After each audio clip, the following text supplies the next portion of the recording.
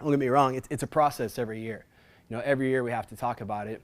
But the nice thing about it is this has developed, it's evolved really too, as far as now when we talk about it, we're talking about our guys that are graduated now. We have guys that work for Wells Fargo, and whatever, they're teaching and whatever. Well, it's the same idea. It's the same lifestyle. It's the same championship lifestyle. I have guys now, they have kids, they're getting married. Makes me feel old, but these guys are like moving on and doing things, and it's like, okay, this still applies. This is the rest of your life. So again, this was our philosophy, and really the philosophy and the expectations, hopefully those are the things that kind of drive your vision. So let's see here. So basically for me, one thing that is important is, I mentioned this, I tell our recruits this when they come visit. And so when a guy comes to visit Grandview and we talk about what's it going to be like, I don't do a lot of selling about our program. I hardly ever talk about how many titles we've won or how many matches we've won or our dual record or anything like that. I spend most of the time talking about living a championship lifestyle, the expectations when it comes to competing, and I just want to know if that's something that they can buy into. I really don't spend a lot of time trying to pump us up, and maybe there's times when we should do more of that, but I think guys like that, and I think that it gives them a true idea of what the expectation is going to be. But at the same time, hopefully we're developing the culture right away, and so that goes back to I mentioned this, just talking about it all the time.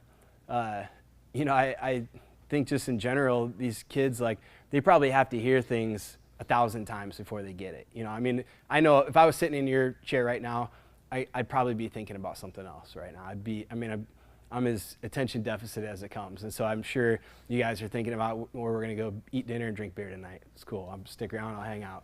But these guys are worse. They're even worse. And so it's like I just have to keep hammering this home all the time. And there's even times when I'm like, I'm going to talk about this again. I wonder if they're rolling their eyes. So here goes Mitchell talking about lifestyle again or whatever. Well, they're not going to get it, And I always tell a story when I was in college. My sophomore year in college, my freshman year, I was one of the, it wasn't 50% of the time. It was 99% of the time when my coach was talking, I was thinking about my high school girlfriend for sure. And so I was not listening, and it showed. My definitely was not a championship lifestyle that year. My sophomore year, somewhere along that first month of the season, my coach was talking, and he said something about, when you don't feel like doing something, you just do it anyway. And it clicked for me that day. I don't know why, I just heard it that time, and for some reason, I guarantee he'd said it 20 other times. And just for some reason that day I heard it, and I was like, man, that's so important. If I don't feel like doing something, I'm just going to do it. And all of a sudden I just started doing my homework. It was amazing. Wow, my grades are good because I'm doing homework. I'd get extra workouts in, and so things totally changed for me as far as wrestling went in school. And I told him that after I graduated. I didn't even tell him that until I was coaching with him. It was probably 2 years after I started coaching with him.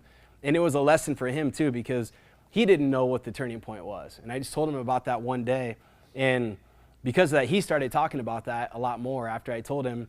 But it was a reminder for him just to keep repeating things over and over and over. And I think that's something when you're talking about culture is, just driving home that message all the time.